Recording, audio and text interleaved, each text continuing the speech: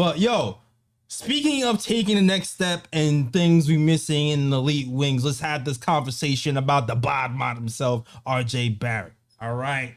That's my young boy. All right. I'm still holding out hope that RJ Barrett can turn into something. I get the criticisms. I understand why people are down on RJ, but he flashes things like this every now and again. And this is his best game of the season so far for me. But when he flashes his passing ability with his shot making, and now this season, I mean, after the All-Star break, he's starting to play defense. He's starting to think, you know what? This can be something. This can be something cool. For me, what I really loved today was the 7 assists. I still wanted him to get a 10 assist game, but the 7 assists to me was a big deal. I still feel like his passing is a little underrated because of his tunnel vision, and that's his own fault. 100%. That's his own fault, not our fault. That's his own fault because he doesn't pass enough. But sometimes I feel like RJ really sees passes that are a little bit higher level than some of the guys on our team when he actually looks to pass. There was a pass that he threw to Brunson at the 3-point line where I didn't see it, but I'm like, oh, that's a nice pass. And just the lobs to Mitch himself just opened up the game so much that it just started. It started the culture of passing for the team, and I think he started getting us off to a good start. And shout out to the bottom who played defense, who shot threes well, and who passed well. I need you to keep that up because, like we said earlier, we're an elite wing away. I would prefer if RJ develops into that. But RJ, we need you. Bring this game to the next game. Typically, he plays a lot better after the All-Star break. Let's keep that going. All right. Facts. So, watching RJ Barrett's game tonight, right? Like, I feel like when you listening to like reggae dancehall music and the Jamaican selector, they're playing the tunes, right? And then he pull up the tune, and then you hear him shout, "Roger, no good again." Well, that's how I felt tonight, because when RJ Barrett plays the way he played tonight, these streets ain't good for none of these opposing teams. Along with the way Julius Randle and Jalen Brunson plays, because look, when RJ Barrett can put in a performance he put in tonight, and then you add Julius Randle, who's been a beast lately, then you add Jalen Brunson, his usual good play, the Knicks become an extremely tough team to beat. Yeah. And RJ Barrett is going to be the X factor to how far this team can go, because if he can put in consistent 100%. like this, yeah, the Knicks are going to be extremely hard to beat. 100%. RJ's the missing link to me. He really is. His play tonight, his 3-point shooting, he was like 50% from 3. I think 4 of 7. So that's even better than 50%. Yeah. And like you said, his passing tonight was great. RJ Barrett, I think RJ Barrett, when RJ Barrett's mind is in the game and he actually tries to look for passes, I believe he is one of the better passers on the team. Mm-hmm. He is, easily. Yeah. It's just that sometimes, when he drives to the basket or when he gets to those one-on-one situations, sometimes he has that tunnel vision and he's just trying to force his way to the basket when sometimes he should pass. But tonight, he made good decisions around the basket, and he definitely made some great passes tonight. I do love the fact that he also found Mitch, like, I think a couple of times under the basket for easy dunks as well. And I do like the fact that they're incorporating Mitch more into the offense as well, because I think even again tonight, they try to find Mitch early for a dunk. And I've said this many times, like, just find Mitch early in the game, because that's going to get him more engaged in the game. And then when Mitch is balling on defense, that makes the Knicks defense that much tougher to deal with. But yeah, RJ Barrett had a great game tonight. Tonight, you can officially tag the Badman moniker on him again. Yes, but I'm hoping that this continues. Continue to give consistent performances. He doesn't have to score 25 a night. Nobody's asking him to do that. But if he can give him a consistent, like 15, 20 efficient points a night, that's all the Knicks need from him. Mm-hmm. And good defense. Pass the ball. Ryan's been on a roll with the good takes on RJ. I think he's chronicled his ups and downs better than any other podcast or article that I've seen in the last month of his playing time. Ryan done a really great job. I agree with everything. I think RJ Barrett needed Mitch to be back because of the two-man game. When Mitch isn't in the game, he helps RJ in spacing. Mm-hmm. Their P&R together when they're both rolling to the basket to find him for lobs is the best two-man game outside of Randall and Brunson, obviously. Second best two-man game on the team. And they help each other bring their best out offensively. Mitch makes RJ a threat from the perimeter, and RJ makes Mitch a threat from the lob. So, I mean, to have them both healthy and thriving right now, it adds a whole new dimension to our team. I agree 100%, Ryan. He's the X factor on how far we get into the playoffs. I've said it before, I've lowered my expectation on him being an all-star or whatever a third pick should be, but I agree. A 15 to 20 point per game efficiently, that's a key word. Efficiently. Those shooting splits need to be around 48, 38, and 78, somewhere around there, plus or minus 2 or 3. And then we got a solid bid 3 right there. Because Randall is approaching, another hot take, approaching superstar status, bro. Dude, my boy Randall, bro. Randall, man. Julius Randall, baby. He's balling right now. Dallas, stand up. Let's go. If RJ Barrett can be that X Factor, man, Eastern Conference Finals, book it. Let's go. Oh, my God. Let's go.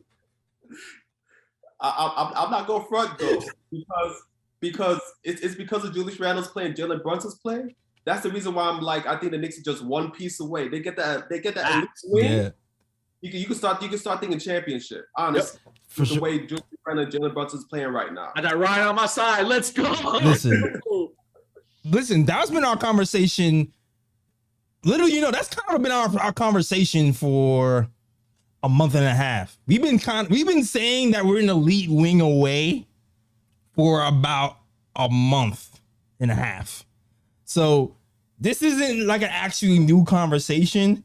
This is just even more excitement because now we're seeing it on a win streak, on an 8-game over 500, and with Josh Hart backing this up, being a missing piece. So like this other hole being filled in, which making that one thing stand out even more for me anyway. So I completely agree with you guys. RJ Barrett is really the X factor. Yeah. Mitchell Robinson, though, I want to talk about Mitchell Robinson for a second. We mentioned the pick and roll, the two-man game between Mitchell Robinson and RJ Barrett. And we also talked about the need for a stretch big because the stretch big opens up the floor and creates open threes. But this game kind of it kind of shows you other ways that we can create open threes. The fact that RJ Barrett looked for Mitchell Robinson earlier got Julius Randle open threes. Got other people open threes. Because what you're seeing right now, and shout out to like all the all of the guys I've talked to over the years who helped me with learn terminology. Vertical floor spacing, right? Vertical split. When you have a lob threat like Mitch, who is long and can dive to the rim, a lot of times what happens is you'll have a guy who's guarding a three-point line on the weak side have to tag the roller and to keep Mitch from catching the lobs. So RJ Barrett, when he first goes to the hole and gives that lob to Mitch, or Jalen Brunson doing the same thing, it kind of puts the antennas up for the Pelicans going, we can't allow that to happen again. Once that started to happen, you start to notice those guys supposed to be guarding the three-point line and now helping off. Now you have Randall hitting threes. Now you have other guys hitting threes. So we can produce threes without having a stretch big here. And Mitchell Robinson's presence definitely helps us defensively, but offensively, he was really helping us today because he was such a lob threat. And I just wanted to really point that out. And on top of that, Mitch versus Valanciunas. This is one of those games I would really be worried about if Mitch wasn't back because Valanciunas is such a big body. Yeah. And Valanciunas he did a little bit of damage, but I feel like he would have done a lot more damage if Mitch wasn't there, for sure.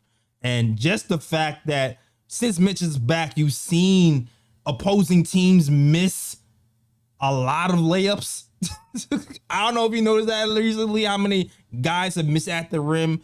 I feel like just the culture of Mitch being here has helped us challenge a lot more shots at the rim with Mitch, with IQ, with Josh Hart. I feel like Mitch is starting to complete our home team defensive dynamic and helping us offensively at the same damn time.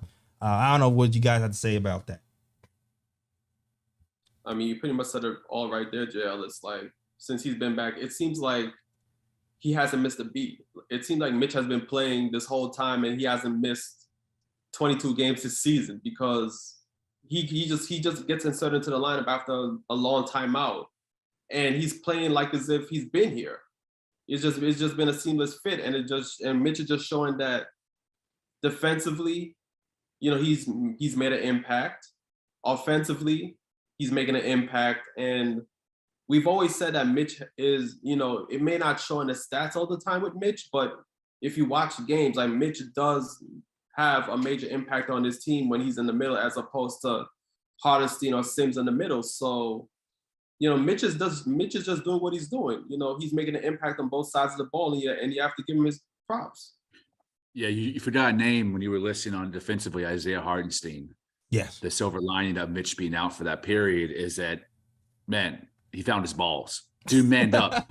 Another game, double-digit rebounds off the bench in limited time. I mean, he only played 19 minutes and grabbed 10 boards. Yeah. Isaiah Hartenstein is becoming, I almost said Isaiah Thomas, oh my God. Isaiah Hartenstein is becoming one of the best backup bigs in the league, which is, I can't believe I'm saying that 3 months after his initial debut with the team, where we were just cracking jokes on him continuously. Yeah. Last year with the Clippers, when I was scouting him, he was one of the best at the rim defenders at altering or blocking shots in the league. When Mitch was out, he rose up into the top 5. He actually had better statistical numbers blocking and altering shots at the basket than Mitch did, while Mitch was out, but up until that point in the season. And now we got 2 of those guys. Yeah. Main in the middle, which is why I'm not afraid of Joel Embiid. Not saying he's not an MVP, he's not a badass, but we have the bodies to put on him and slow him down. Woo. I'm still pausing on that, man. Joel Embiid versus Hartenstein. I don't know, man. he found out last time he played Joel, even though it was a good game. It was a good game. That was probably a nice spirited game. But I agree with you. Hartenstein listen, sometimes you find out what your team is made of when somebody goes down. That's when usually the cream starts to rise to the top. It happens all the time in the NBA. Somebody gets injured, somebody starts to rise up. It happened with Darius Garland, with Colin Sexton. It's happened.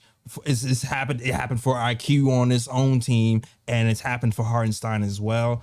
Definitely a blessing in disguise having Mitch out for that long. Hartenstein rising to the top, and now having 48 minutes of good center plays helps for sure. Shout out to Hartenstein, whose offensive rebounding has been outstanding, and he's going to help us for sure.